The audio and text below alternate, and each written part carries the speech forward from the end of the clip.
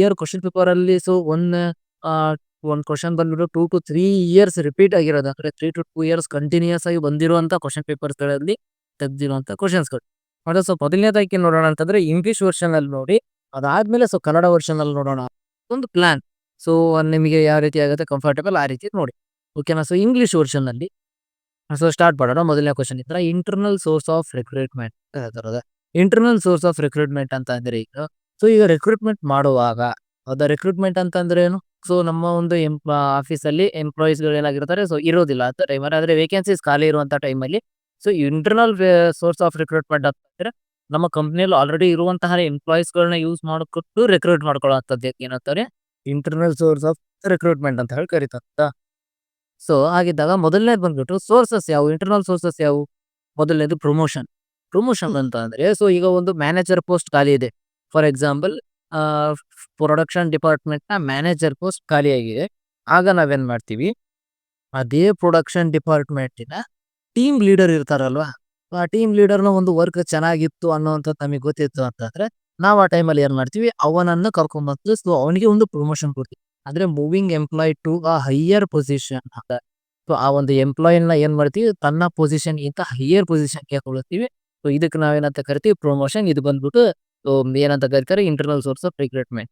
ಎರಡನೇ internal source of recruitment transfer, ಅಂದ್ರೆ shifting of employee to the another department.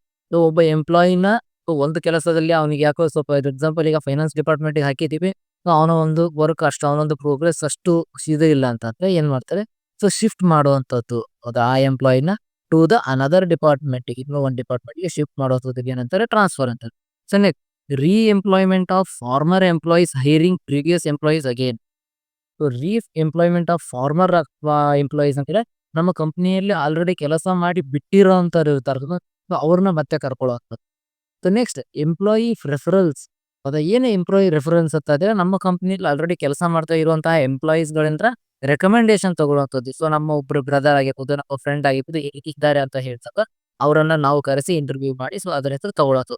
ಈ 4 ಏನಪ್ಪಾ ಅಂದ್ರೆ ಇಂಟರ್ನಲ್ ಸೋರ್ಸ್ ಆಫ್ ರಿಕ್ರೂಟ್ಮೆಂಟ್. ಅಂದ್ರೆ ನಾವು ಕಂಪನಿಯನ್ನ ಬಿಟ್ಟು ಹೋಗದೇನೆ ನಮ್ಮ ಕಂಪನಿಯಲ್ಲಿರುವ ಖಾಲಿ ಇರುವಂತಹ ವೇಕೆನ್ಸಿಗಳನ್ನ ತುಂಬಿಸ್ಕೊಳ್ಳೋದಕ್ಕೆ ಯೂಸ್ ಮಾಡುವಂತಹ ಒಂದು ಮಾರ್ಗ, ಒಂದು ಸೋರ್ಸ್, ಒಂದು ಮೂಲ ಅಂತಾನೆ ಹೇಳ್ಬೋದು. ಓಕೆನಾ. ನೆಕ್ಸ್ಟ್, ಈಗೇನ್ ನೋಡೋಣ ಅಂದ್ರೆ ಅಡ್ವಾಂಟೇಜಸ್. ಮೇನ್ ಆಗಿ ಕೇಳೋದು ಇಂಟರ್ನಲ್ ಸೋರ್ಸ್ ಆಫ್ ರಿಕ್ರೂಟ್ಮೆಂಟ್ ಅಂದ್ರೆ ಏನು? ಇಂಟರ್ನಲ್ ಸೋರ್ಸ್ ಆಫ್ ರಿಕ್ರೂಟ್ಮೆಂಟ್ ಅಂತಂದ್ರೆ ಕಂಪನಿಯನ್ನ ಬಿಡೋದು, ಕಂಪನಿಯನ್ನು ಹೋಗದೇನೆ ಕಂಪನಿಯ ಒಳಗಡೆ ಇರುವಂತಹ ಎಂಪ್ಲಾಯೀಸ್ ಗಳನ್ನ ಇಟ್ಕೊಂಡು ಅದರಿಂದ ನಮ್ಮ ಒಂದು ವೇಕೆನ್ಸೀಸ್ ಗಳನ್ನ ಫುಲ್ಫಿಲ್ ಮಾಡುವಂಥದ್ದು. ಅದರಲ್ಲಿ ಬರುವಂತ ಟೈಪ್ಸ್ ಯಾವುವು, ಇಂಟರ್ನಲ್ ಸೋರ್ಸಸ್ ಯಾವುವು ಅಂತಂದ್ರೆ ಮೊದಲನೇ ಬಂದ್ಬಿಟ್ಟು ಪ್ರಮೋಷನ್, ಎರಡನೇ ಬಂದ್ಬಿಟ್ಟು ಟ್ರಾನ್ಸ್ಫರ್, ಮೂರನೇ ಬಂದ್ಬಿಟ್ಟು ರೀ ಎಂಪ್ಲಾಯ್ಮೆಂಟ್ ಆಫ್ ಫಾರ್ಮರ್ ಎಂಪ್ಲಾಯೀಸ್, ಎರಡನೇ ಬಂದ್ಬಿಟ್ಟು, ನಾಲ್ಕನೇ ಬಂದ್ಬಿಟ್ಟು ಎಂಪ್ಲಾಯಿ ರೆಫರಲ್. ಇದರಿಂದ ಅಡ್ವಾಂಟೇಜಸ್ ಏನಾಗ್ತವೆ ಅಂತ ಅಡ್ವಾಂಟೇಜಸ್ ಕಲ್ತ್ಕೊಳ್ಳಿ. ಏನು ಅಡ್ವಾಂಟೇಜ್? Saves time. ಹೌದಾ, ವೇಕೆನ್ಸಿ ಫಿಲ್ಡ್ ಕ್ವಿಕ್ಲಿ. ಇದೇನು ಸೇವ್ಸ್ ಟೈಮ್ ಆಗುತ್ತೆ. ನಾವು ಹೊರಗಡೆ ಯಾವುದೇ ರೀತಿಯಾದಂಥ ಕಾಲೇಜ್ ಕ್ಯಾಂಪಸ್ ಆಗಿರ್ಬೋದು, ಪಾಂಪ್ಲೆಟ್ಸ್ ಕೊಡುವಂಥದ್ದಾಗಿರ್ಬೋದು, ಎಂಪ್ಲಾಯಿ ಎಕ್ಸ್ಚೇಂಜ್ ಹೋಗುವಂಥದ್ದಾಗಿರ್ಬೋದು, ಅವಶ್ಯಕತೆ ಬರೋ. ಹಾಗಾಗಿ ಸೇವ್ಸ್ ಟೈಮ್, ರಿಡ್ಯೂಸಸ್ ಕಾಸ್ಟ್. ಅದಾದ್ರೆ ಲೆಸ್ ರಿಕ್ರೂಟ್ಮೆಂಟ್ ಎಕ್ಸ್ಪೆನ್ಸಸ್. ಯಾವುದೇ ರೀತಿಯಾದಂಥ ಈಗ ಫಾರ್ ಎಕ್ಸಾಂಪಲ್ ಇಂಟರ್ವ್ಯೂ ಕರ್ಸಿಗೆ ಹತ್ರ ಟೀ ಕಾಫಿ ಈ ರೀತಿಯಾದಂಥ ವ್ಯವಸ್ಥೆಗಳು. ರಿಡ್ಯೂಸಸ್ ಕಾಸ್ಟ್, ಮೋಟಿವೇಟ್ಸ್ ಎಂಪ್ಲಾಯೀಸ್ ಅಂತಂದ್ರೆ ನಮ್ಮಲ್ಲಿರುತ್ತೆ ಎಂಪ್ಲಾಯೀಸ್ಗಳಿಗೆ ಪ್ರಮೋಷನ್ ಆಪರ್ಚುನಿಟೀಸ್ ಕೊಡೋದ್ರ ಅವ್ರು ಏನಾಗ್ತಾರೆ, ಮೋಟಿವೇಟ್ ಆಗ್ತಾರೆ. Employees know the organisation well ಅಂತಂದ್ರೆ ಯಾವುದೇ ರೀತಿಯಾದಂಥ ಟ್ರೈನಿಂಗ್ ಅನ್ನೋಂಥದ್ದು ಅವಶ್ಯಕತೆ ಬರೋದಿಲ್ಲ. Qualities of H R manager ಅಂತ ಅಂತಾರೆ. Qualities of H R manager ಅಂತ ಅಂದ್ರೆ ಒಬ್ಬ ವ್ಯಕ್ತಿ, ಒಬ್ಬ ಎಂಪ್ಲಾಯಿ ಎಚ್ ಆರ್ ಮ್ಯಾನೇಜರ್ ಆಗ್ಬೇಕು ಅಂತಂದ್ರೆ ಅವನಿಗೆ ಇರಬೇಕಾದಂತ ಕ್ವಾಲಿಟೀಸ್ಗಳು ಯಾವುವು? Good communication skill. ಅವನಿಗೆ ಇರುವಂತ ಸ್ಕಿಲ್ ಯಾವುದು? ಗುಡ್ ಕಮ್ಯುನಿಕೇಶನ್ ಸ್ಕಿಲ್ ಅಂತ ಆಗಿರ್ಬೋದು. ಅಂದ್ರೆ ಕ್ಲಿಯರ್ ಕಮ್ಯುನಿಕೇಶನ್ ವಿತ್ ಎಂಪ್ಲಾಯೀಸ್ ಕೇಳಿದೆ. ನೆಕ್ಸ್ಟ್, ಲೀಡರ್ಶಿಪ್ ಕ್ವಾಲಿಟಿ ಅಂತ ಹೇಳ್ತಾರೆ. ಲೀಡರ್ಶಿಪ್ ಕ್ವಾಲಿಟಿ ಏನ್ ಮಾಡುತ್ತೆ? Guides and motivates employees. Leadership quality ಅನ್ನುವಂಥದ್ದು ಬೇಕು. ಡಿಸಿಷನ್ ಮೇಕಿಂಗ್ ಇರ್ಬೋದು, ಅಂದ್ರೆ ability to take important decisions. Next, problem solving skills ಇರಬೇಕು. ಅಂದ್ರೆ ಎಂಪ್ಲಾಯೀಸ್ ಗಳ ಇಶ್ಯೂ ಏನೇ ಇದ್ರು ಕೂಡ ಆಪಲ್ ಮಾಡುವಂತ ಫೆಸಿಲಿಟಿ. ಹ್ಯೂಮನ್ ರಿಲೇಷನ್ ಸ್ಕಿಲ್ಸ್ ಅಂತ ಹೇಳ್ಬೋದು. ಅಂದ್ರೆ ಮೇಂಟೈನ್ಸ್ ಗುಡ್ ರಿಲೇಶನ್ಶಿಪ್ಸ್ ಆಗಿರ್ಬೋದು. ನೆಕ್ಸ್ಟ್ ಬಂದ್ಬಿಟ್ಟು ಈಗ ಎಚ್ ಆರ್ ಮ್ಯಾನೇಜರ್ಗೆ ಬೇಕಾಗಿರುವಂತ ಕ್ವಾಲಿಟೀಸ್ ನಿಮಗೆ ಗೊತ್ತಾಯ್ತು. ಹೌದಾ. ಹಾಗಿದ್ದಾಗ ಎಚ್ ಆರ್ ಮ್ಯಾನೇಜರ್ಗೆ ಬೇಕಾಗಿರುವಂತ ಏನು ರೋಲ್ಸ್ ಏನು, ಅವರ ಒಂದು ವರ್ಕ್ ಏನು? ಹೌದಾ. ಒಂದು ಆಫೀಸಲ್ಲಿ ವರ್ಕ್ ಏನಿರುತ್ತೆ? ರಿಕ್ರೂಟ್ಮೆಂಟ್ ಆಫ್ ಎಂಪ್ಲಾಯೀಸ್ ಅಂದ್ರೆ ಒಂದು ಸೆಲೆಕ್ಟಿಂಗ್ ಸೂಟಬಲ್ ಕ್ಯಾನ್. ಈಗ ಫಾರ್ ಎಕ್ಸಾಂಪಲ್ ಒಂದು ವೇಕೆನ್ಸಿ ಖಾಲಿ ಇದೆ ಅಂತ ಕಾಲ್ ಮಾಡಿದೀವಿ ಅಂತಂದ್ರೆ ಸಾಕಷ್ಟು ಜನ ಬಂದಿರ್ತಾರಲ್ಲ, ಅವ್ರದ್ರಲ್ಲಿ ಬೆಸ್ಟ್ ಮತ್ತೆ ಸೂಟಬಲ್ ಆಗಿರುವಂತ ಕ್ಯಾಂಡಿಡೇಟ್ಸ್ ನ ಸೆಲೆಕ್ಟ್ ಮಾಡುವಂತ ಒಂದು ಕೆಲಸನ ಎಚ್ ಆರ್ ಮ್ಯಾನೇಜರ್ ಮಾಡ್ತಾರೆ. ನೆಕ್ಸ್ಟ್ ಪ್ರೊವೈಡಿಂಗ್ ಟ್ರೈನಿಂಗ್, ಹೊಸದಾಗಿ ಬಂದಿರುವಂತಹ ಎಂಪ್ಲಾಯೀಸ್ಗಳಿಗೆ ಏನು ಮಾಡ್ತಾರೆ, ಸೊ ಸ್ಕಿಲ್ಸ್ಗಳನ್ನ ಕಲಿಸ್ತಾರೆ. ಸೊ ನೆಕ್ಸ್ಟ್ ಎಂಪ್ಲಾಯಿ ವೆಲ್ಫೇರ್ ಅಂತ ಅಂದರೆ, so looking after employee well being, so ಎಂಪ್ಲಾಯಿಗಳ ಒಂದು ವೆಲ್ ಬೀಯಿಂಗ್ ಬಗ್ಗೆ ಒಂದು ಕಾಳಜಿ ವಹಿಸ್ತಾರೆ. ಸೊ ನೆಕ್ಸ್ಟ್ ಬಂದ್ಬಿಟ್ಟು ಪರ್ಫಾರ್ಮೆನ್ಸ್ ಅಪ್ರೈಸಲ್ ಅಂತ ಅಂದರೆ, ಎಂಪ್ಲಾಯಿಗಳ ಒಂದು ಪರ್ಫಾರ್ಮೆನ್ಸ್ನ ಇವ್ಯಾಲ್ಯೂಯೇಟ್ ಮಾಡಿ ಏನು ಮಾಡ್ತಾರೆ, ಎವ್ಯಾಲ್ಯೂಯೇಟ್ ಮಾಡಿ, ಸೊ ಎವ್ಯಾಲ್ಯೂಯೇಟಿಂಗ್ ಅಂದರೆ ಎಂಪ್ಲಾಯ್ ಪರ್ಫಾರ್ಮೆನ್ಸ್ನ ಎವ್ಯಾಲ್ಯೂಯೇಟ್ ಮಾಡಿ ಅವರಿಗೆ ಅದಕ್ಕೆ ತಕ್ಕಂಥ ಒಂದು ರಿವಾರ್ಡನ್ನು ಕೊಡ್ತಾರೆ. ಸೊ ಮೇಂಟೈನಿಂಗ್ ಗುಡ್ ರಿಲೇಷನ್ಶಿಪ್ ಅಂದರೆ ಕ್ರಿಯೇಟಿಂಗ್ ಹೆಲ್ದಿ ವರ್ಕ್ ಎನ್ವಿರಾನ್ಮೆಂಟ್, ಯಾವುದೇ ರೀತಿಯಾದಂಥ ಸಮಸ್ಯೆ ಆಗಿದೆ ಅವರ ಮಧ್ಯೆ ಒಂದು ಗುಡ್ ರಿಲೇಷನ್ಶಿಪ್ಪನ್ನು ಮೇಂಟೈನ್ ಮಾಡೋದು. ಸೊ ಇವಿಷ್ಟು ಬಂದ್ಬಿಟ್ಟು ಸೊ ಏನು ಮಾಡ್ತಾರೆ, ಸೊ 5 ಮಾರ್ಕ್ಸ್ ಬರುವಂಥ ಕ್ವಶನ್ಸ್ಗಳಿವೆಲ್ಲ ಇದೆ. ಫಾರ್ ಎಕ್ಸಾಂಪಲ್ ಏನಂದರೆ, ಈಗ ಇಂಟರ್ನಲ್ ಸೋರ್ಸ್ ಆಫ್ ರಿಕ್ರೂಟ್ಮೆಂಟ್ ಅಂತ ಬಂದರೆ 2 ರೀತಿ ಬರ್ತವೆ. ಒಂದು ಸೋರ್ಸಸ್ ಯಾವುವು, ಸೊ ಇವು ಪ್ರಮೋಷನ್, ಟ್ರಾನ್ಸ್ಫರ್ ಇವೆಲ್ಲ ಸೋರ್ಸಸ್.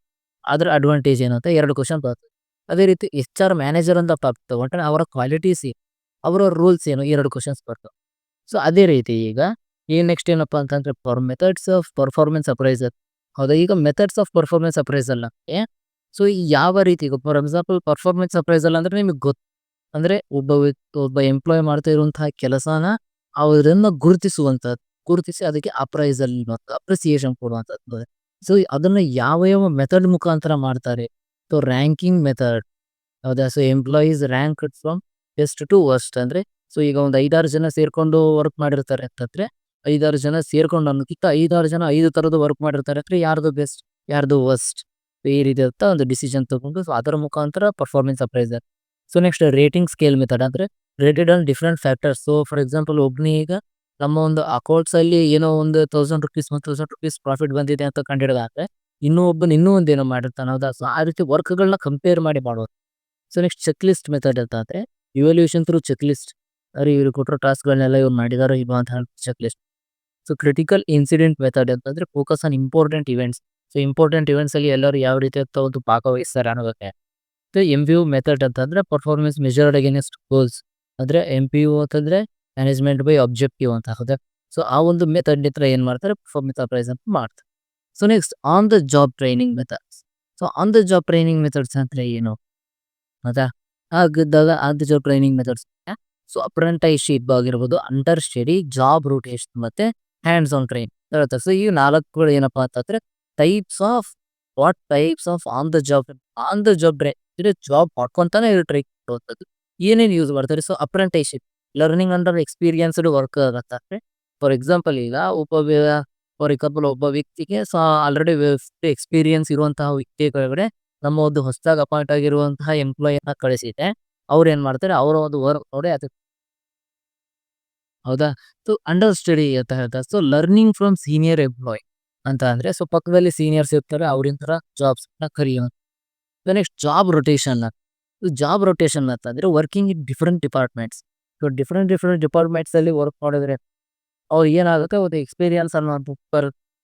ಅದರಿಂದ ಏನು ಮಾಡ್ತಾರೆ, ಸೊ ಅವರಿಗೆ ಟ್ರೈನಿಂಗ್ ಅಂತ ಹೇಳ್ಬೋದು. ಹೌದಾ, ಸೊ ಏನಪ್ಪ, ಸೊ ನೆಕ್ಸ್ಟ್ ಬಂದ್ಬಿಟ್ಟು ಹ್ಯಾಂಡ್ಸ್ ಆನ್ ಟ್ರೈನಿಂಗ್. ಅಂದರೆ ಹ್ಯಾಂಡ್ಸ್ ಆನ್ ಟ್ರೈನಿಂಗ್ ವರ್ಕ್ ಮಾಡ್ಕೊಂತಾನೆ ಅವರಿಗೆ ಏನು ಕಲಿಸುವಂಥದ್ದು, ಸೊ ವರ್ಕ್ ಮಾಡ್ತಾನೆ ಅವರಿಗೆ ಕಲಿಸುವಂಥದ್ದು ತಮ್ಮ ವರ್ಕ್ ಏನು. ನೆಕ್ಸ್ಟ್ ಬಂದ್ಬಿಟ್ಟು ಸೊ ಅದರ ಒಂದು ಅಡ್ವಾಂಟೇಜಸ್. ನೆಕ್ಸ್ಟ್ ಅದರಲ್ಲಿ ಏನು ಬರುತ್ತೆ, ಪ್ರಾಕ್ಟಿಕಲ್ ನಾಲೆಡ್ಜ್ ಆಗಿರ್ಬೋದು, ರಿಯಲ್ ವರ್ಕ್ ಎಕ್ಸ್ಪೀರಿಯನ್ಸ್ ಆಗಿರ್ಬೋದು. ನೆಕ್ಸ್ಟ್ ಪ್ರಾಕ್ಟಿಕಲ್ ನಾಲೆಡ್ಜ್ ಅಂತಂದರೆ ಸೊ ರಿಯಲ್ ವರ್ಕ್ ಎಕ್ಸ್ಪೀರಿಯನ್ಸ್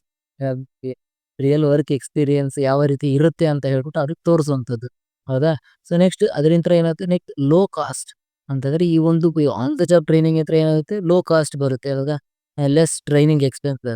ಅಂದರೆ ಆನ್ ದ ಜಾಬ್ ನೀನು ಕೆಲಸ ಮಾಡ್ಕೊತಾನೆ ನೀನು ಕಲಿಸ್ಕೊಡ್ತೀವಪ್ಪ ನಿನ್ನ ಕೆಲಸ ಆಗಿದ್ದಾಗ, ಸೊ ಲೋ ಕಾಸ್ಟ್ ಆಗುತ್ತೆ. ಯಾವುದೇ ರೀತಿಯಾದಂಥ ಖರ್ಚು ಸಪರೇಟ್ ಆಗಿ ಟ್ರೈನಿಂಗ್ ಪೀರಿಯಡ್ಗಳ ಇರಲ್ಲ.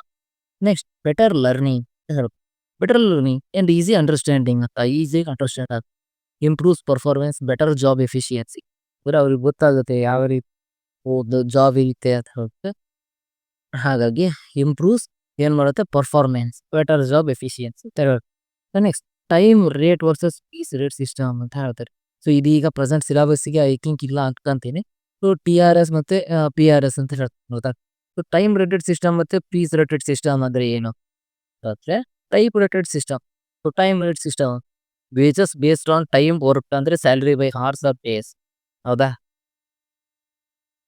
ಅಂದರೆ ಈ ವೇಜಸ್ಗಳನ್ನ ನಾವು ಯಾವ ಥರ ಕೊಡ್ತೀವಿ ಅಂತ ಅಂದರೆ ಈ ಮುಖಾಂತರ ಮೊದಲನೇದು ಟೈಮ್ ರೇಟ್ ಸಿಸ್ಟಮ್ ಅಂದ್ರೆ ವೇಜಸ್ ನ ಯಾವ್ದ್ರ ಮೇಲೆ ಬಿಡೋದು, ಸೊ ಅವ್ರು ಎಷ್ಟು ತಾಸು ಕೆಲಸ ಮಾಡಿದಾರೆ, ಎಷ್ಟು ದಿನ ಮಾಡಿದ್ದಾರೆ ಅಂತ. ಈಗ ಪ್ರೆಸೆಂಟ್ ಸ್ಯಾಲರಿಗಳನ್ನ ಆ ರೀತಿ ಕೊಡ್ತೀವಿ. ಸೊ ಫಿಕ್ಸ್ಡ್ ಇನ್ಕಮ್ ಅಂದ್ರೆ ಸೊ ಒಂದು ತಿಂಗಳಿಗೆ ನೀವು ಎಷ್ಟಾದ್ರೂ ಕೆಲಸ ಮಾಡ್ರೆ ಏನಾದ್ರು ನಿಮಗೆ ಇಷ್ಟು ಫಿಕ್ಸ್ ಅಂತ ಕೊಡ್ತೀವಿ ಅಂತ. So quality is more important ಅಂದ್ರೆ focus on work quality. So ಅವನು ಎಷ್ಟು ಚೆನ್ನಾಗಿ ಕೆಲಸ ಮಾಡಿದ್ದಾನೆ ಅನ್ನೋದ್ರ ಮೇಲೆ ಕೊಡುವಂಥದ್ದು. ಇದು ಟೈಮ್ ರೇಟೆಡ್ ಸಿಸ್ಟಮ್ ಕರೀತಾರೆ, ಹೌದಾ? ಸೊ ಅದೇ ಈಗ ಪೀಸ್ ರೇಟ್ ಸಿಸ್ಟಮ್ ಅಂತ ಅಂದ್ರೆ ಏನಪ್ಪ? ಪೀಸ್ ರೇಟ್ ಸಿಸ್ಟಮ್ ಅಂತಂದ್ರೆ wages based on units produce, ಅಂದ್ರೆ so payment per unit. So ಇವನು ಈಗ ಒಂದ್ ದಿನಕ್ಕೆ 10 ಇದನ್ನ ಮಾಡಿದಾನೆ ಅಂದ್ರೆ ಒಂದ್ ಯೂನಿಟ್ಗೆ 100 ರೂಪಾಯಿ ಐತೆ. ಸೊ ಒಂದ್ ದಿನಕ್ಕೆ 1000 ರೂಪಾಯಿ ಈ ರೀತಿ. ಹೌದು, ಅದನ್ನ ಬಿಟ್ರೆ income depends on output. So ಒಂದ್ ದಿನಕ್ಕೆ ಎಷ್ಟು ಪ್ರೊಡಕ್ಷನ್ ಮಾಡ್ತಾರೆ ಅಷ್ಟು ಇನ್ಕಮ್ ಕೊಡುತ್ತೆ. ಸೊ ಇವತ್ತು ಒಂದ್ ದಿನಕ್ಕೆ ಅವ್ನು 10 ಯೂನಿಟ್ ಪ್ರೊಡಕ್ಷನ್ ಮಾಡ್ದ ಅಂದ್ರೆ ಅವನಿಗೆ 10 ಯೂನಿಟ್ ತಗೋ. ಫಾರ್ ಎಕ್ಸಾಂಪಲ್ ಅವ್ನು ಬರೀ 2 ಯೂನಿಟ್ ಮಾಡ್ದ, 3 ಯೂನಿಟ್ ಮಾಡ್ದ ಅಂದ್ರೆ 3 ಯೂನಿಟ್ ಅಷ್ಟು ದುಡ್ಡು ಕೊಡು. So quantity is far important. Piece rate system ಅಲ್ಲಿ ಏನಾಗುತ್ತೆ, ಕ್ವಾಂಟಿಟಿ ಇಂಪಾರ್ಟೆಂಟ್ ಆಗುತ್ತೆ. ಅದ್ರ ಪ್ರೊಡಕ್ಷನ್ ವ್ಯಾಲ್ಯೂ ಎಷ್ಟು ಪ್ರೊಡ್ಯೂಸ್ ಮಾಡ್ತಾನೆ, ಎಷ್ಟು ಮಾಡ್ತಾನಲ್ಲ ಅದ್ರ ಮೇಲೆ ಮಾತ್ರ ಆಗುತ್ತೆ. ಬಟ್ ಟೈಮ್ ರೇಟ್ ಸಿಸ್ಟಮ್ ಹಂಗಲ್ಲ, ಕ್ವಾಲಿಟಿ ಮೇಲೆ ಅದು ಕೊಡುವಂಥದ್ದು ಅಂತ ಹೇಳ್ಬೋದು. ಹೌದಾ? So next causes of emotion. So ಈ ಪ್ರಮೋಷನ್ ಅಂದ್ರೆ ಗೊತ್ತಾಯ್ತು. ಹೌದು, ಪ್ರಮೋಷನ್ ಒಬ್ಬ ಎಂಪ್ಲಾಯಿನ ತನ್ನ ಜಾಬಿನಿಂದ ಏನ್ ಮಾಡುವಂಥದ್ದು, ಇನ್ನೂ ಒಂದು ಹೆಚ್ಚಿಗೆ ಇರುವಂತಹ ಜಾಬಿಗೆ ಅವ್ನು ಟ್ರಾನ್ಸ್ಫರ್ ಮಾಡು, ಪ್ರಮೋಷನ್ ಕೊಡು. ಅದೇ ಡಿಮೋಷನ್ ಅಂತ ಅಂದ್ರೆ ಏನು? ಸೊ ಡಿಮೋಷನ್ ಅಂದ್ರೆ ಪುವರ್ ಪರ್ಫಾರ್ಮೆನ್ಸ್, ಅಂದ್ರೆ ಅನೇಬಲ್ ಟು ಪರ್ಫಾರ್ಮ್ ವೆಲ್. ಆ ಡಿಮೋಷನ್ ಮಾಡೋದ್ರಾದ್ರೆ ಒಂದು ಜಾಬ್ ಇದ್ರೆ ಅದಕ್ಕಿಂತ ಕಡಿಮೆ ವ್ಯಾಲ್ಯೂ ಇರುವಂತ ಇನ್ನೊಂದು ಜಾಬಿಗೆ ಏನಾಗುತ್ತೆ, ಸೊ ಪರ್ಫಾರ್ಮೆನ್ಸ್ ಅನ್ನೋದು ಕಡಿಮೆ ಆಗುತ್ತೆ. ಸೊ ಡಿಸಿಪ್ಲಿನ್ ಅನ್ನೋದು ಬೆಳೆಯೋದಿಲ್ಲ, ಮಿಸ್ಕಂಡಕ್ಟ್ ಆಗುತ್ತೆ, ಇಂಪ್ರಾಪರ್ ಬಿಹೇವಿಯರ್ ಅನ್ನೋಂಥ ಸ್ಟಾರ್ಟ್ ಆಗುತ್ತೆ, ಲ್ಯಾಕ್ ಆಫ್ ಸ್ಕಿಲ್ಸ್ ಅಂತ ಹೇಳ್ಬೋದು, ಇನ್ಸಫಿಷಿಯಂಟ್ ಎಬಿಲಿಟಿ. ಅಂದ್ರೆ ಈ ಡಿಮೋಷನ್ ಅಲ್ಲಿ ಏನಕ್ಕೆ ಕೊಡ್ತಾರೆ? ಈ ಡಿಮೋಷನ್ ಕೊಡೋದ್ರಿಂದ ಏನಾಗತ್ತೆ ಅಲ್ಲ, ಏನಾಗುತ್ತೆ ಅನ್ನೋದಕ್ಕೆ ಏನಕ್ಕೆ ಡಿಮೋಷನ್ ಕೊಡ್ತಾರೆ ಅಂದ್ರೆ ಅವ್ರ ಒಂದು ಪರ್ಫಾರ್ಮೆನ್ಸ್ ಚೆನ್ನಾಗಿರಲ್ಲ, ಅವರ ಡಿಸಿಪ್ಲಿನ್ ಚೆನ್ನಾಗಿರಲ್ಲ, ಅವರ ಒಂದು ಮಿಸ್ಕಂಡಕ್ಟ್ ಮಾಡ್ತಾ ಇರ್ತಾರೆ, ಅವರಲ್ಲಿ ನಮಗೆ ಬೇಕಾಗಿರುವಂತ ಸ್ಕಿಲ್ಸ್ ಇರಲ್ಲ. ಸೊ ಕಂಟಿನ್ಯೂಷನ್ ಆಗಿ ಅಬ್ಸೆನ್ಸ್ ಆಗುವಂಥದ್ದು, ಈ ರೀತಿ ಮಾಡೋದ್ರಿಂದ ಏನ್ ಕೊಡ್ತಾರೆ ಅವರಿಗೆ ಡಿಮೋಷನ್ ಅಲ್ಲ. ಸೊ ಅಬ್ಜೆಕ್ಟಿವ್ಸ್ ಆಫ್ ಇಂಡಕ್ಷನ್ ಅಂತ ಹೇಳ್ತಾರೆ. ಅಬ್ಜೆಕ್ಟಿವ್ಸ್ ಆಫ್ ಇಂಡಕ್ಷನ್ ಅಂತಂದ್ರೆ ಇಂಟ್ರೊಡ್ಯೂಸ್ ಆರ್ಗನೈಸೇಷನ್ ಅಂದ್ರೆ. ಸೊ ಇಂಡಕ್ಷನ್ ಅಂದ್ರೆ induction is nothing but like an introduction ಅಂತ ಹೇಳ್ತಾರೆ. ಇಂಡಕ್ಷನ್ ಅಂದ್ರೆ is nothing like but and introduction. Introduction ಅಂದ್ರೆ ಏನು? ಸೊ ನಿಮ್ಮ ಬಗ್ಗೆ ಪರಿಚಯ ಮಾಡ್ತಾರ. ಬಟ್ ಇಲ್ಲಿ ಆಬ್ಜೆಕ್ಟಿವ್ಸ್ ಆಫ್ ಇಂಡಕ್ಷನ್, ಇಂಡಕ್ಷನ್ ಅಂತ ಅಂದ್ರೆ ಏನು? ನೀನ್ ಫಾರ್ ಎಕ್ಸಾಂಪಲ್ ಈಗ ಒಂದು ಕಂಪನಿಗೆ ಸೇರ್ಕೊಂಡಿದೀಯ ಅಂದ್ರೆ ಆ ಕಂಪನಿಯ ಬಗ್ಗೆ ನಿನಗೆ ಇಂಟ್ರೊಡಕ್ಷನ್ ಕೊಡುವಂಥದ್ದು. ಹೌದಾ? ಸೊ ಇದರ ಒಂದು ಉದ್ದೇಶಗಳೇನು ಇಂಡಕ್ಷನ್? ಸೊ ಇಂಟ್ರೊಡ್ಯೂಸ್ ಆರ್ಗನೈಸೇಷನ್, ಕಂಪನಿಯ ಬಗ್ಗೆ ನಿಮಗೆ ಮಾಹಿತಿ ತಿಳಿಸೋದಕ್ಕೋಸ್ಕರ ಆಗಿತ್ತು. F B on rules and policies, ಅಂದ್ರೆ ಕಂಪನಿಯಲ್ಲಿ ಇರುವಂತಹ ಪಾಲಿಸೀಸ್ಗಳ ಬಗ್ಗೆ ಆಗಿರ್ಬೋದು. ಸೊ ಇನ್ಫಾರ್ಮ್ ಕಂಪನಿ ರೆಗ್ಯುಲೇಷನ್ಸ್ ಅಂತ ಆದ್ರೆ. So next explain job duties ಅಂತಂದ್ರೆ ಕ್ಲಾರಿಫೈ ರೆಸ್ಪಾನ್ಸಿಬಿಲಿಟಿ. ಸೊ ನಿಮ್ಮ ವರ್ಕ್ ಏನು, ನಿಮ್ಮ ರೆಸ್ಪಾನ್ಸಿಬಿಲಿಟೀಸ್ ಏನು ಅಂತ ಹೇಳ್ಬಿಟ್ಟು ಕ್ಲಾರಿಫೈ ಮಾಡೋದು. So next reduce fear of new employees ಅಂತ ಅಂದ್ರೆ ಸೊ ಹೊಸದಾಗಿ ನಾನು ಕೆಲ್ಸಕ್ಕೆ ಸೇರಿದ್ದೀನಿ, ನಾನು ಎಲ್ಲರನ್ನೂ ಯಾರ ಜೊತೆ ಮಾತಾಡೋದು ಈ ರೀತಿಯಾದಂತಹ ಸಮಸ್ಯೆಗಳಿದ್ದಾಗ ಏನ್ ಮಾಡ್ತಾರೆ, ಸೊ ಮೇಕ್ ದಮ್ ಕಂಫರ್ಟೇಬಲ್ ಆಗಿ ಇರೋದಕ್ಕೋಸ್ಕರ ಈ ಇಂಡಕ್ಷನ್ ಅನ್ನೋದನ್ನ ಮಾಡ್ತಾರೆ. ಹೆಲ್ಪ್ ಎಂಪ್ಲಾಯೀಸ್ ಅಡ್ಜಸ್ಟ್ ಅಂತಂದ್ರೆ adapt to work environment. Work environment ಗೆ ಅಡಾಪ್ಟ್ ಆಗೋದಕ್ಕೋಸ್ಕರ ಏನ್ ಮಾಡ್ತಾರೆ, ಹೆಲ್ಪ್ ಆಗುತ್ತೆ ಇದ್ರೆ. ಹೌದಾ? ಸೊ ನಾವು ಮೇಲ್ಗಡೆ ಒಂದನೇ ಕ್ವಶನ್ ನೋಡಿದ್ವಿ, ಏನ್ ನೋಡಿದ್ವಿ? ಸೊ ನೆನಪಿತಾನ, ಇಂಟರ್ನಲ್ ಸೋರ್ಸ್ ಆಫ್ ರಿಕ್ರೂಟ್ಮೆಂಟ್ ನೋಡಿದ್ವಿ. ಇಲ್ಲಿ ಏನ್ ನೋಡ್ತಾ ಇದೀವಿ? External source of recruitment. So ನಾನೇನಪ್ಪ ಹೇಳ್ತಾ ಇದ್ದೀನಿ, ಇದು ಬಂದ್ಬಿಟ್ಟು ನಾನು ಇವತ್ತು ಕೊಡ್ತಾ ಇರುವಂತದ್ದು 60 ಮಾರ್ಕ್ಸ್ ಪಾಸಿಂಗ್ ಪ್ಯಾಕೇಜ್ ಅಂತ ತಗೊಳ್ಳಿ. ಸೊ 60 ಮಾರ್ಕ್ಸ್ ಪಾಸಿಂಗ್ ಪ್ಯಾಕೇಜ್ ಅಂತ ಅಂದ್ರೆ ಇಷ್ಟು ಕ್ವಶನ್ಸ್ ಗಳನ್ನ ನೀವು HRM ಅಲ್ಲಿ ಕವರ್ ಮಾಡ್ಕೊಂಡ್ರೆ ಸಾಕು. ಇದಕ್ಕಿಂತ ನಿಮಗೆ ಇನ್ನೇನು ಬೇಡ. ಏನಪ್ಪಾ ಅಂದ್ರೆ ಇಷ್ಟು ಕ್ವಶನ್ಸ್ ಗಳನ್ನ ನೀವು ಪರ್ಫೆಕ್ಟ್ ಆಗಿ ಕಲ್ತ್ಕೊಳ್ರಿ, ನೀವು ಪರ್ಫೆಕ್ಟ್ ಆದ್ರಿ ಆನ್ಸರ್ಸ್ ಗಳನ್ನ ಬಂದ್ರೆ. ಸೊ ನಾನು ಕೆಳಗಡೆ ನೆಕ್ಸ್ಟ್ ಕನ್ನಡ ಮೀಡಿಯಂ ಹೇಳ್ತಾ ಹೋಗ್ತೀನಿ. ನಾನು ಕನ್ನಡ ಮೀಡಿಯಂ ಅಲ್ಲಿ ಕೂಡ ಆನ್ಸರ್ಸ್ ಆಮೇಲೆ ಈ ನೋಟ್ಸ್ ಗಳನ್ನ ಕೂಡ ನಾನು ವೆಬ್ಸೈಟ್ ಅಲ್ಲಿ ಅಪ್ಲೋಡ್ ಮಾಡಿದ್ದೀನಿ. ಓಕೆನಾ? That's not an issue.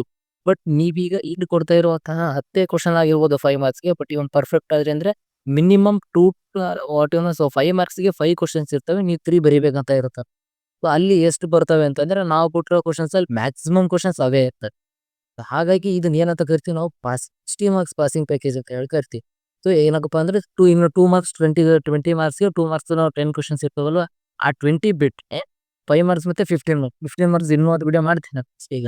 ಹಾಗಾಗಿ ಈಗ 5 ಮಾರ್ಕ್ಸ್ ಇಂದ ಇಷ್ಟು ಕ್ವಶನ್ಸ್ ಗಳನ್ನ ನೀವು ಕನ್ನಡ ಮೀಡಿಯಂ ಅಲ್ಲಿ ಆಗಿರ್ಬೋದು 10 ಕ್ವಶನ್ಸ್, ಸೊ ಇಂಗ್ಲಿಷ್ ಮೀಡಿಯಂ ಅಲ್ಲಿ ಆಗಿರ್ಬೋದು 10 ಕ್ವಶನ್ ಒಂದ್ ಕಡೆ ನೀಟಾಗಿ ಬರ್ದಿಟ್ಕೊಂಡು ಕಲಿದ್ರಿ ಅಂತಂದ್ರೆ ಎಕ್ಸಾಮ್ಗೆ ನಿಮಗೆ ಬೇರೆ ಕ್ವಶನ್ಸ್ ಗಳನ್ನ ಓದುವಂತ ಅವಶ್ಯಕತೆ ಬರಲ್ಲ. So external source of recruitment ಅಂದ್ರೆ ಏನ್ ತಿಳ್ಕೊಳ್ಳೋಣ. ಸೊ ನ್ಯೂಸ್ ಪೇಪರ್ ಅಲ್ಲಿ ಅಡ್ವರ್ಟೈಸ್ಮೆಂಟ್ ಕೊಡೋದಾಗಿರ್ಬೋದು, ಎಂಪ್ಲಾಯ್ಮೆಂಟ್ ಎಕ್ಸ್ಚೇಂಜ್ ಆಫೀಸ್ ಕೊಡುವಂತ ಆಫೀಸ್ ನೋಟಿಫಿಕೇಶನ್ ಕೊಡಿ, ಕ್ಯಾಂಪಸ್ ರಿಕ್ರೂಟ್ಮೆಂಟ್ ಮಾಡುವಂತದ್ದಾಗಿರ್ಬೋದು. ಸೊ ನೆಕ್ಸ್ಟ್ ಪ್ಲೇಸ್ಮೆಂಟ್ ಏಜೆನ್ಸೀಸ್ ಗಳು ಇರ್ತಾವಲ್ಲ, ಸೊ ಅಲ್ಲಿ ಕೊಡುವಂಥದ್ದು. ನೆಕ್ಸ್ಟ್ ಬಂದ್ಬಿಟ್ಟು ಆನ್ಲೈನ್ ಜಾಬ್ ಪೋರ್ಟಲ್ಸ್‌ಗಳು ಇರ್ತಾವಲ್ವಾ? ಸೊ ಇಂಟರ್ನೆಟ್ ಬೇಸ್ಡ್ ಟ್ರೈನಿಂಗ್ ಅಲ್ಲಿ ಅದರಲ್ಲಿ ನಮ್ಮ ಒಂದು ವೆಬ್‌ಸೈಟ್‌ನ ಪಬ್ಲಿಷ್ ಮಾಡೋ. ಸೊ ಅಡ್ವಾಂಟೇಜಸ್ ಅಂತ ಹೇಳ್ಬೋದು. ಅದು ಅಡ್ವಾಂಟೇಜಸ್ ಅಂದ್ರೆ ಸೊ ಏನ್ ಅಡ್ವಾಂಟೇಜಸ್ ಇದರಿಂತ್ರ? ಸೊ ಈ ಎಕ್ಸ್ಟರ್ನಲ್ ಸೋರ್ಸ್ ಆಫ್ ರಿಕ್ರೂಟ್‌ಮೆಂಟ್ ಮಾಡೋದ್ರಿಂತ ಏನೇನ್ ಅಡ್ವಾಂಟೇಜಸ್ ಆಗುತ್ತೆ?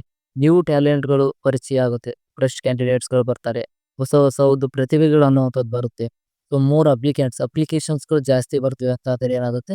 ನಮಗೆ ಒಂದು ಕ್ಯಾಂಡಿಡೇಟ್‌ನ ಒಂದು ಪೂಲ್ ದೊಡ್ಡದಾಗುತ್ತೆ. ಸೊ ಆಪ್ಷನ್ಸ್‌ಗಳು ಜಾಸ್ತಿ ಆಗ್ತವೆ. ಬೆಟರ್ ಆಪ್ಷನ್ಸ್‌ಗಳು ಸಿಗ್ತವೆ. New ideas enter the organisation. ಒಂದು ಇನ್ನೋವೇಟಿವ್ ಥಿಂಕಿಂಗ್ ಅನ್ನುವಂಥದ್ದು ಬರುತ್ತೆ ಅಂತ ಹೇಳ್ಬೋದು. ಹೌದಾ? ಸೊ ನೆಕ್ಸ್ಟ್ ಟೋಟಲ್ 13 ಕ್ವೆಷನ್ಸ್ ಇದಾವೆ. So next benefits of training ಅಂತ ಹೇಳ್ಬೋದು. ಹೌದಾ?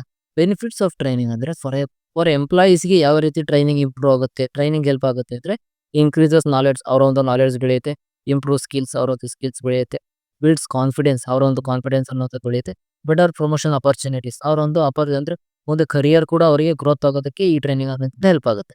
ಸೊ ಅದೇ ಆರ್ಗನೈಸೇಷನ್‌ಗೆ ಫಾರ್ ಎಂಪ್ಲಾಯೀಸ್ ಐತಲ್ಲ, ಸೊ ಸಾರಿ ಇಲ್ಲಿ ಆರ್ಗನೈಸೇಷನ್ ಅಂತ ಬರಿಬೇಕಿತ್ತು. ಸೊ ಎಂಪ್ಲಾಯೀಸ್ ಆಗ್ಬಿಟ್ಟಿದೆ. So sorry. So organisation. ಹೌದಾ? ಆರ್ಗನೈಸೇಷನ್ ಏನಾಗುತ್ತೆ? ಹೈಯರ್ ಪ್ರೊಡಕ್ಟಿವ್ ಅಂದ್ರೆ ಎಂಪ್ಲಾಯೀಸ್‌ಗಳು ಟ್ರೈನಿಂಗ್ ಕೊಡೋದ್ರಿಂದ ಏನಾಗುತ್ತೆ?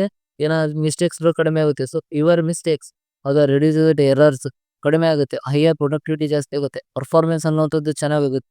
ಎಂಪ್ಲಾಯೀಸ್‌ಗೂ ಕೂಡ ಸ್ಯಾಟಿಸ್ಫ್ಯಾಕ್ಷನ್ ಆಗುತ್ತೆ. ಏನಕ್ಕಪ್ಪ ಅಂದ್ರೆ ಸೊ ನಮಗೆ ನಮ್ಮ ವರ್ಕ್ ಏನು ಅಂತ ಮುಂಚೆನೆ ಅವರು ಕಲಿಸ್ಬಿಟ್ಟು ಆಮೇಲೆ ಮಾಡಿಸ್ತಾ ಇದಾರೆ ನಮ್ಮ ಕಡೆಗೆ. ಓಕೆನಾ? Next question. Objectives of human resource planning ಅಂತ ಹೇಳುತ್ತೆ. ಸೊ ಹ್ಯೂಮನ್ ರಿಸೋರ್ಸ್ ಪ್ಲಾನಿಂಗ್ ಅಂತ ಮಾನವ ಸಂಪನ್ಮೂಲ ಪ್ಲಾನಿಂಗ್. ಮಾನವ ಸಂಪನ್ಮೂಲ ಪ್ಲಾನಿಂಗ್ ಅಂದ್ರೆ ಮಾನವ ಸಂಪನ್ಮೂಲ ಪ್ಲಾನಿಂಗ್ ಮಾಡೋದ್ರಿಂದ ಏನಾಗುತ್ತೆ? So right person for the right job ಅಂತ ಹೇಳ್ತೀರ. ಅಂದ್ರೆ ಸೂಟೇಬಲ್ ಎಂಪ್ಲಾಯಿಗಳನ್ನ ಹುಡುಕ್ತಾರೆ.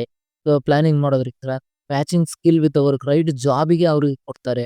ನೆಕ್ಸ್ಟ್ ರೈಟ್ ಟೈಮ್ ಅಂತಂದ್ರೆ ಎಂಪ್ಲಾಯ್ ಅವೈಲಬಲ್ ವೆನ್ ನೀಡೆಡ್. ಯಾವ ಟೈಮ್ ಬೇಕು ಆ ಟೈಮಲ್ಲಿ ಅಲ್ಲಿ ಅವೈಲೇಬಲ್ ಇರ್ತಾರೆ.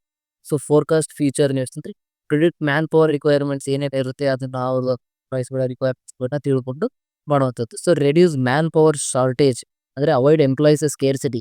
ಸೊ ಎಂಪ್ಲಾಯೀಸ್ಗಳ ಒಂದು ಕೊರತೆ ಉಂಟಾಗದ ರೀತಿ ನೋಡ್ಕೋಬಹುದು. ಯಾವ್ದ್ರಿಂದ? ಹ್ಯೂಮನ್ ರಿಸೋರ್ಸ್ ಪ್ಲಾನಿಂಗ್ ಇಂತ್ರ. ಓಕೆನಾ? ಸೊ ಇದನ್ನ ರಬ್ ಮಾಡ್ತೀನಿ. ಸೊ ಇದರ ಒಂದು PDF ನಿಮಗೆ ಸಿಗುತ್ತೆ. ಆ PDF ಬಗ್ಗೆ ನೀವು ತಲೆನೇ ಕೆಡಿಸ್ಕೋಬೇಡಿ. So next objectives of performance appraisal ಅಂತ ಹೇಳ್ಬೋದು. ಏನ್ ಆಬ್ಜೆಕ್ಟಿವ್ಸ್ ಆಫ್ ಪರ್ಫಾರ್ಮೆನ್ಸ್ ಅಪ್ರೈಸಲ್ ಅಂದ್ರೆ measure performance access work results ಅಂತ ಹೇಳ್ತಾರೆ. ಹೌದಾ? ಸೊ ಅಂದ್ರೆ ಆ ಒಂದು ಪರ್ಫಾರ್ಮೆನ್ಸ್ ಅಪ್ರೈಸಲ್ ಅಂತ ಏನೇನ್ ಗೊತ್ತಾಗುತ್ತೆ? ಅದ್ರ ಉದ್ದೇಶಗಳು ಏನಪ್ಪಾ? ಅದರಿಂದ ನಾವ್ ಏನೇನ ತಿಳ್ಕೋಬಹುದು ಅಂತ. ಮೆಜರ್ ಪರ್ಫಾರ್ಮೆನ್ಸ್ ಅವರ ಒಂದು ಪರ್ಫಾರ್ಮೆನ್ಸ್ ನಮ್ಗೆ ಗೊತ್ತಾಗುತ್ತೆ. ಐಡೆಂಟಿಫೈ ಗುಡ್ ಎಂಪ್ಲಾಯೀಸ್‌ಗಳು ಯಾರು, ಬ್ಯಾಡ್ ಎಂಪ್ಲಾಯೀಸ್‌ಗಳು ಯಾರು ಅಂತ ಗೊತ್ತಾಗುತ್ತೆ. ಸೊ ನೆಕ್ಸ್ಟ್ ಪ್ರಮೋಷನ್ ಡಿಸಿಷನ್ಸ್ ಆಗಿರ್ಬೋದು ಅದು ಗೊತ್ತಾಗುತ್ತೆ. ಟ್ರೈನಿಂಗ್ ನೀಡ್ಸ್ ಐಡೆಂಟಿಫಿಕೇಶನ್ ಅದು ಗೊತ್ತಾಗುತ್ತೆ. ಮೋಟಿವೇಟ್ ಎಂಪ್ಲಾಯೀಸ್‌ಗಳು. ಹೌದಾ? ಇಷ್ಟೆಲ್ಲ ನಮಗೆ ಪರ್ಫಾರ್ಮೆನ್ಸ್ ಅಪ್ರೈಸಲ್ ಮಾಡೋದ್ರಿಂದ ಸಿಗುವಂತಹ ಲಾಭಗಳು. ಹೌದಾ? ಸೊ ಲಾಭಗಳು ಇದರಿಂದ ಸಿಗ್ತವೆ. ಸೊ ಉದ್ದೇಶಗಳು ಅಂತ ಹೇಳ್ಬೋದು. ಸೊ ಜಾಬ್ ಸ್ಪೆಸಿಫಿಕೇಶನ್ ಅಂತ ಹೇಳ್ತಾರೆ. ಜಾಬ್ ಸ್ಪೆಸಿಫಿಕೇಶನ್ ಆಗಿರ್ಬೋದು, ಜಾಬ್ ಸ್ಪೆಸಿಫಿಕೇಶನ್, ಜಾಬ್ ಐಡೆಂಟಿಫಿಕೇಶನ್ ಇನ್ನೂ ಒಂದು ಬರುತ್ತೆ ಅದರಲ್ಲಿ. ಸೊ ಜಾಬ್ ಸಮಥಿಂಗ್ ಅಂತ ಇದೆ. ಅದರಲ್ಲಿ ಜಾಬ್ ಸ್ಪೆಸಿಫಿಕೇಶನ್ ತುಂಬಾ ಇಂಪಾರ್ಟೆಂಟ್ 5 ಮಾರ್ಕ್ಸ್‌ಗೆ. ಎಜುಕೇಷನಲ್ ಕ್ವಾಲಿಫಿಕೇಶನ್ ಬೇಕು. ಸೊ ಎಕ್ಸ್‌ಪೀರಿಯನ್ಸ್ ಬೇಕು. ಸ್ಕಿಲ್ಸ್ ರಿಕ್ವೈರ್ಡ್ ಎಬಿಲಿಟೀಸ್‌ಗಳು ಬೇಕು. ಫಿಸಿಕಲ್ ಎಬಿಲಿಟಿ ಅನ್ನುವಂಥದ್ದು ಬೇಕು. ಸೊ ಮೆಂಟಲ್ ಎಬಿಲಿಟಿ ಬೇಕಾಗುತ್ತೆ. ಸೊ ನೆಕ್ಸ್ಟ್ ಏನಪ್ಪಾ ಪರ್ಸನಲ್ ಕ್ವಾಲಿಟೀಸ್‌ಗಳು ಬೇಕಾಗುತ್ತೆ. ಹೌದಾ? So next the final 5 marks question. Types of interviews. So ತುಂಬಾ ಇಂಪಾರ್ಟೆಂಟ್ ಆದಂತಹ ಕ್ವೆಶ್ಚನ್‌ಗಳು ಇಲ್ಲಿ. ಆದ್ರೆ ನಾನು ಲಾಸ್ಟ್ ಅಲ್ಲಿ ಏನಕ್ಕಪ್ಪ ಅಂದ್ರೆ ಆರ್ಡರ್ ಪಾಠದ ವೈಸ್ ಬರ್ಬೇಕಾಯ್ತು. ಟೈಪ್ಸ್ ಆಫ್ ಇಂಟರ್ವ್ಯೂ ಅಲ್ಲಿ ಸೊ ಪ್ರಿಲಿಮಿನರಿ ಇಂಟರ್ವ್ಯೂ ಅಂದ್ರೆ ಇನಿಷಿಯಲ್ ಸ್ಕ್ರೀನಿಂಗ್ ಇಂಟರ್ವ್ಯೂ ಅಂತ ಹೇಳ್ತಾರೆ. ಅಂದ್ರೆ ಇದೊಂದು ಸ್ಮಾಲ್ ಇಂಟರ್ವ್ಯೂ. ಸೊ ಒಂದಿಷ್ಟು ಜನ ಅಪ್ಲಿಕೇಶನ್ ಹಾಕಿರ್ತಾರಲ್ವಾ ಅವ್ರದ್ರಲ್ಲಿ ಪ್ರಿಲಿಮಿನರಿ ಇಂಟರ್ವ್ಯೂ ಅಂದ್ರೆ ಅವ್ರ ಬಗ್ಗೆ ಸ್ವಲ್ಪ ಮಾಹಿತಿಗಳನ್ನ ಕಲೆಕ್ಟ್ ಮಾಡ್ಕೊಳ್ಳೋದಕ್ಕೋಸ್ಕರ ಮಾಡುವಂತ ಇಂಟರ್ವ್ಯೂ ಅವ್ರ ಹತ್ರ. ನೆಕ್ಸ್ಟ್ ಫಾರ್ಮಲ್ ಇಂಟರ್ವ್ಯೂ ಅಂತ ಅಂದ್ರೆ ಅವರನ್ನ ನಮ್ಮ ಆಫೀಸಿಗೆ ಕರೆಸಿ ಮಾಡುವಂತದ್ದು ಏನಿರುತ್ತಲ್ವ ಅದು. ಸೊ ಪ್ಯಾನಲ್ ಇಂಟರ್ವ್ಯೂ ಅಂದ್ರೆ ಇಂಟರ್ವ್ಯೂ ಬೈ ಒಂದು ಗ್ರೂಪ್ ಆಫ್ ಇಂಟರ್ವ್ಯೂವರ್ಸ್ ಇರ್ತಾರೆ. ಇಲ್ಲಿ ಕ್ಯಾಂಡಿಡೇಟ್ ಒಬ್ಬರು ಬರ್ತಾರೆ. ಸೊ ಸ್ಟ್ರೆಸ್ ಇಂಟರ್ವ್ಯೂ ಅಂತಂದ್ರೆ ಟೆಸ್ಟ್ ಅಂಡರ್ ಪ್ರೆಷರ್ ಅಂದ್ರೆ ಎಲ್ಲರನ್ನು ಕೂಡ ಕರೆಸಿ ಒಂದ್ ಕಡೆ ಅವ್ರಿಗೆ ಟೆಸ್ಟ್ ಬರ್ಸಿ ಕಂಡಿಡಿಯೋ. ಟೆಲಿಫೋನ್ ಇಂಟರ್ವ್ಯೂ ಅಂದ್ರೆ ಇಂಟರ್ವ್ಯೂ ಥ್ರೂ ಫೋನ್ ಮುಖಾಂತರ ಮಾಡೋದು. ಆನ್ಲೈನ್ ಇಂಟರ್ವ್ಯೂ ಅಂತಂದ್ರೆ ಇಂಟರ್ವ್ಯೂ ಥ್ರೂ ಇಂಟರ್ನೆಟ್ ಪ್ಲಾಟ್ಫಾರ್ಮ್ಸ್ ಮುಖಾಂತರ ಸೊ ಅವ್ರ ಮ್ಯಾನೇಜರ್ ಜೊತೆ ಆಗಿರ್ಬೋದು ಈ ರೀತಿ ಮಾಡ್ತಾರೆ. ಸೊ ನೆಕ್ಸ್ಟ್ ನಾವಿದ್ ನೋಡೋಣಪ್ಪ ಅನ್ಸತ್ತೆ ಕನ್ನಡ ವರ್ಷನ್ ಏನ. ಸೊ ನಾನೇನ್ ಅನ್ಕೊಂಡೆ ಇದ್ರಲ್ಲೇ ಇಂಗ್ಲಿಷ್ ಮೀಡಿಯಂ ಪ್ಲಸ್ ಇದ್ರಲ್ಲೇ ಕನ್ನಡ ಮೀಡಿಯಂ ಮಾಡೋಣ ಅಂತ ಅನ್ಕೊಂಡೆ. ಸೊ ಈಗ ಅನ್ನಿಸ್ತು. ಸೊ ಇಲ್ಲಿವರೆಗೂ 20 ಮಿನಿಟ್ಸ್ ವಿಡಿಯೋ ಇಂಗ್ಲಿಷ್ ಮೀಡಿಯಂ ಮೇಲೆ. ಹಾಗಾಗಿ ಸೊ ಅಲ್ಲಿಗೆ ತಗೊಂಬಂದು ಮತ್ತೆ ಕನ್ನಡ ಮೀಡಿಯಂ 20 ಮಿನಿಟ್ ಸ್ಟಾರ್ಟ್ ಮಾಡಬೇಕಾಗುತ್ತೆ. ಸೊ ಆ ಒಂದು ಸಮಸ್ಯೆ ಬೇಡ.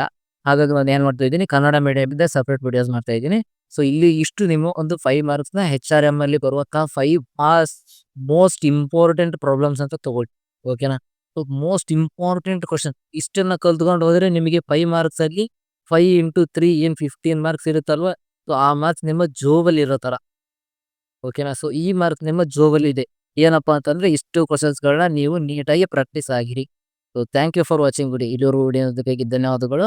ಸೊ ಮತ್ತೆ ಭೇಟಿ ಆಗೋಣ. 15 ಮಾರ್ಕ್ ಕ್ವಶನ್ಸ್ ಗಳು ಎಕ್ಸ್ಪ್ಲೇನ್ ಮಾಡ್ತಾ ಬರ್ತೀನಿ. ಅದು ಕೂಡ ಸಪರೇಟ್ ಇಂಗ್ಲಿಷ್ ಮೀಡಿಯಂನವರಿಗೆ, ಸಪರೇಟ್ ಕನ್ನಡ ಮೀಡಿಯಂನವರಿಗೆ. ಇಷ್ಟು ಕ್ವಶನ್ಸ್ ಗಳನ್ನ ಒಂದ್ ಕಡೆ ನೀಟಾಗಿ ಬರ್ಕೊಳ್ಳಿ. ಬರ್ಕೊಳ್ಳಿ. ಅದ್ರ ಫುಲ್ ಶೀಟ್ ಫೋಲ್ಡ್ ಮಾಡಿ ಅದರಲ್ಲಿ 2 ಭಾಗ ಮಾಡಿ ನೀಟಾಗಿ ಸಣ್ಣದಾಗಿ ಎಷ್ಟಾಗುತ್ತೆ ಅಷ್ಟು ಬರ್ಕೊಳ್ಳಿ. ನೀವು ಎಲ್ಲಿ ಮಾಡಿದ್ರು ಓದ್ತಾ ಇರಿ, ಏನ್ ಮಾಡಿದ್ರು ಓದ್ತಾ ಇರಿ. ಅವನ್ನ ಜಸ್ಟ್ ರಿಕಾಲ್ ಮಾಡ್ತಾ ಇದ್ರೆ ನಿಮಗೆ ತುಂಬಾ ಚೆನ್ನಾಗಿರುವಂತ ಒಂದು ಪ್ರಿಪರೇಷನ್ ಸಿಗುತ್ತೆ. ಮುಂದಿನ ಮತ್ತೆ 15 ಮಾರ್ಕ್ಸ್ ವಿಡಿಯೋದಲ್ಲಿ ಮತ್ತೆ ಭೇಟಿ ಆಗೋಣ. Thank you very much.